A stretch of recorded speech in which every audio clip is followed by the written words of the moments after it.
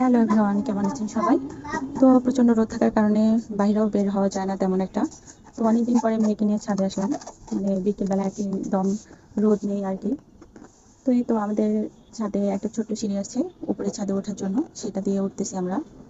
আমার মেয়েটা হচ্ছে বেশি পাকনা, ও মানে একা একা উঠতে পারে, কিন্তু একা একা যখন উপরে ওঠে তখন মানে আমার সারা শরীর শিরশির করে যে কখন কোন দুর্ঘটনা হয়ে যায়।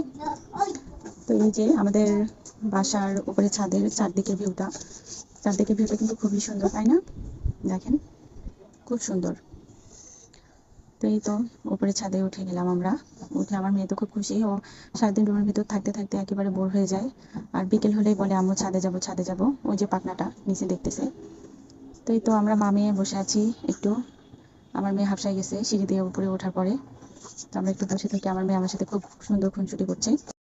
তো ছাদে আসার সময় একটা বেলুন নিয়ে এসেছিল, সেই বেলুনটা ফুলে দিয়েছি। তো বেলুনটা নিয়ে একা